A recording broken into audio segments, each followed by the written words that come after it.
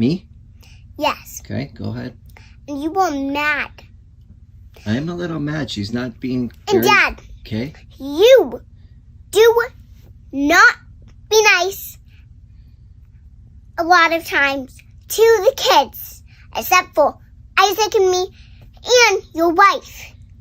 And that's all. So Out of all kids. so sometimes I have attitude. Is that what you're trying to say? Yes. Okay? What do you think I should do with Hope's attitude then? Dad, What? if you don't talk about this Okay. and you don't do this, she won't do this. Okay? So you think I'm making a bad choice? Yes. It's hard being a dad. And you want to make good choices for your Dad. kids. What? That is why God gave you me. And Yeah. that's why he gave you me and Isaac. That is why. So then we can have talks with you and make you good to the kids. You're right. You do help me to be a better dad. And that's why God brought us to be here. So I can be a better dad to all the kids? Yes. That's why Yeah. he brought us here. I believe this. I believe this. You have helped me to be a better dad. All right. I'm going to listen, and I'm going to try to take your thoughts and pray about them and talk to Hope, okay? And you leave her call. Okay? That's gonna be her call.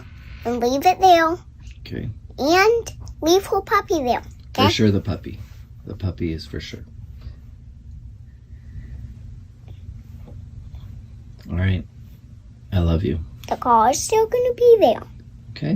We'll It's talk. gonna be Hope's call. Okay. You have to pray about that too.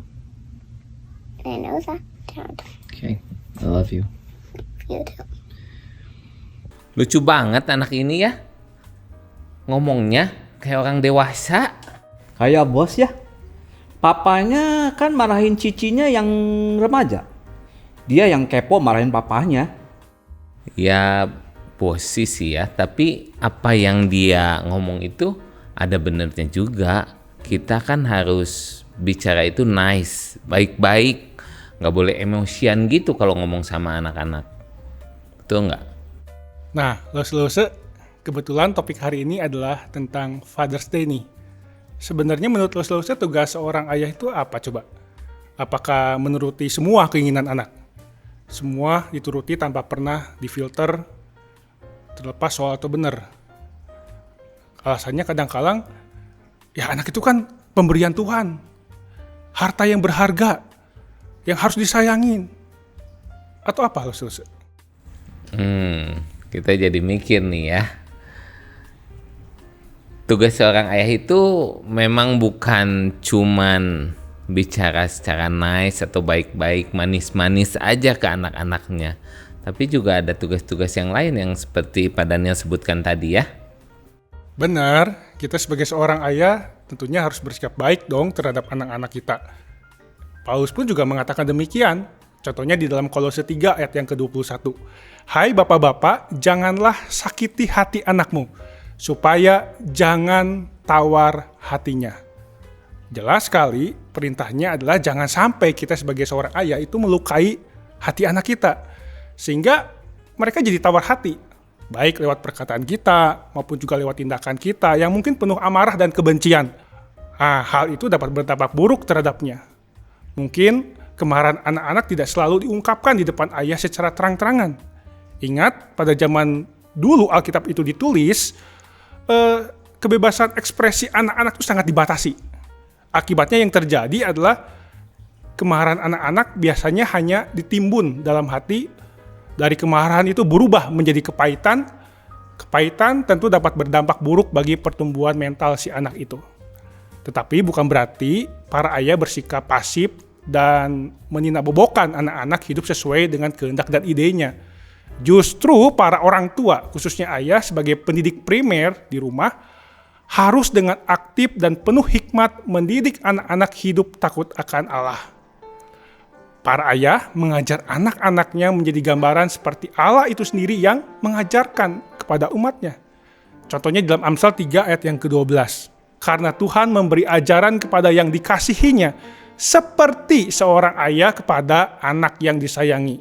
Nah, salah satunya adalah mendisiplinkan anak-anak ketika mereka melakukan kesalahan. Jangan bersikap permisif atau melakukan pembiaran terhadap kesalahan apapun. Tentu saja dalam hal pendisiplinan, itu dilakukan bukan karena benci atau tidak suka, atau bahkan oleh karena amarah, bukan karena itu. Tapi oleh karena mengasihi kepada anak-anaknya. Amsal 13 ayat yang ke-24 dikatakan, siapa tidak menggunakan tongkat, benci kepada anaknya. Tetapi siapa mengasihi anaknya, menghajar dia pada waktunya. Sama seperti Allah, bukan? Ketika umatnya itu menyeleweng, tidak taat, melakukan kesalahan, Allah tidak berdiam diri. Allah menghajar mereka. Mengapa? Itu bentuk kasih sayang seorang ayah, seperti seorang ayah kepada anaknya, agar dia bertobat, mengakui kesalahannya, dan kembali ke jalan yang benar. Nah, itulah gambaran seorang ayah. Jadi harus balance ya, tidak hanya sekedar mengajarkan, tetapi juga bagaimana menegur ketika mereka melakukan kesalahan. Begitu loh, Nggak mudah ya jadi seorang ayah itu. Dari prinsip Alkitab kan tadi dikatakan Pak Daniel harus seimbang gitu ya, betul nggak? Nah, di zaman metroseksual gini, ternyata sekarang ada cukup banyak ayah di rumah jadi ayah rumah tangga. Nah loh, yang kerja cari uangnya istrinya, kerja si ayah ya di rumah urus rumah tangga. Itu Alkitabiah nggak? Untuk soal itu sih memang Alkitab tidak memberikan jawaban yang terus terang atau eksplisit ya. Tetapi mari kita lihat kasus per kasus. Misalkan ada seorang ayah yang mengalami kecelakaan sehingga dia tidak memungkinkan untuk bekerja, otomatis fungsinya diganti oleh istri mencari nafkah. Jadi ya kita lihat konteksnya. Namun dalam hal ini mari kita melihat prinsip kebenaran firman Tuhan soal tentang bekerja. Ingat di dalam Kejadian 2 ayat yang ke-15 dikatakan Tuhan Allah mengambil manusia itu dan menempatkannya dalam Taman Eden. Untuk apa? Mengusahakan dan memelihara taman itu. Jadi artinya apa? Tuhan memberikan perintah kepada Adam untuk bekerja. Jadi jangan salah kaprah ya. Panggilan bekerja itu bukan kutukan loh, bukan hukuman loh. Awal mulanya adalah sebuah panggilan istimewa yang Tuhan berikan kepada manusia pertama, yaitu Adam. Nah, namun setelah manusia jatuh ke dalam dosa, dikatakan dalam Kejadian 3 ayat yang ke-17 sampai 19, secara ringkasnya, dikatakan ia akan bersusah payah dalam mencari rezeki. Maka tidak heran, yang namanya bekerja itu menjadi sesuatu yang menyulitkan. Ada banyak tantangan, ada banyak hambatan, alias gak gampang mencari rezeki. Jadi kita lihat prinsipnya, awal mulanya bekerja itu sebuah panggilan yang baik. Tapi akibat dosa, dampaknya apa? Setiap pria, setiap laki-laki, setiap ayah yang dipanggil untuk bekerja itu akan menemui banyak kesulitan. Nah, kira-kira itu prinsip kebenaran firman Tuhan ketika berbicara soal tentang bekerja yang memang ditujukan kepada para pria atau laki-laki dalam konteks Adam pada waktu itu. Nah, Lose mau nanya lagi nih. Jadi nyambung yang Lose Erwin ya. Kalau tadi istrinya yang bekerja, suaminya di rumah. Sekarang ada juga ayah-ayah itu yang dalam tanda kutip ya, gila kerja. Jadi saking sibuknya mereka itu cari uang ya, mereka itu jadi kurang memperhatikan keluarganya ya. Cuek, segala urusan anak itu urusan mamanya lah katanya. Gitu gimana tuh? Iya bener loh, kayaknya banyak bapak-bapak yang males ke sekolah anak. Kalau meeting orang tua dan guru, mayoritas yang datang mamah-mamanya doang. Nah itu gimana itu loh, Ya memang itu menjadi fenomena yang sering kita temukan saat ini. Itu disebabkan karena banyak para ayah lupa akan panggilan sebagai seorang ayah yang seharusnya hadir di tengah keluarga. Jadi memang betul di satu sisi seorang ayah itu harus menafkahi keluarga, dia bekerja keras, dia bertanggung jawab, memenuhi kebutuhan keluarganya. Tetapi jangan lupa, seorang ayah itu jangan membatasi kehadirannya di tengah kehidupan keluarganya. Dengan alasan sibuk, nggak bisa begitu. Jadi seorang ayah itu harus selalu hadir dan kehadirannya dirasakan oleh anak-anak. Jangan sampai begini, ada banyak para ayah yang hanya sekedar ada tapi nggak hadir. Nah, bedanya di mana? Ya, ada itu ya sekedar ada secara eksistensi. Dia melihat ayahnya mungkin di rumah, atau yang lebih ironis, nggak pernah lihat ayahnya di rumah karena saking sibuknya di tengah pekerjaan. Tetapi hadir itu berbeda dengan sekedar ada. Hadir itu keberadaannya bisa dirasakan oleh anggota keluarganya, khususnya anak-anak. Ya, artinya apa? Seorang ayah itu harus menyediakan waktu yang berkualitas dengan anak-anaknya. Ingat, agar ada quality time, harus ada quantity time. Kalau ingin ada waktu yang berkualitas, maka seorang ayah itu harus menyediakan waktunya yang terbaik buat anak-anaknya. Misalkan contohnya apa? Yuk, mengajak liburan bersama. Ya kan, itu penting loh buat keluarga, khususnya buat anak-anak. Atau misalkan beraktivitas bersama. Mengerjakan sesuatu bersama-sama, mencuci piring bersama, mengerjakan pekerjaan rumah bersama. Atau bahkan, seperti tadi yang Lose singgung, mengambil rapot bersama. Ya, jadi intinya adalah bagaimana seorang ayah itu harus menyediakan waktunya bagi anak-anak. Hadir di tengah kehidupan anak-anak. Nah, yang terutama dari sekian yang banyak itu adalah bagaimana seorang ayah itu harus menyediakan waktunya untuk apa?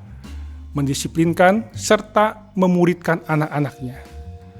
Artinya apa? Bagaimana seorang ayah bertanggung jawab untuk mengajarkan firman Tuhan kepada anak-anaknya secara berulang-ulang, secara intensional, sebagai sebuah gaya hidup. Seperti yang dikatakan oleh Musa di dalam Ulangan 6 ayat 6 sampai ayat yang ke-7. Saya kira ini bagian firman yang tidak asing lah ya. Nah, demikian juga para ayah harus berinisiatif membangun mesbah keluarga.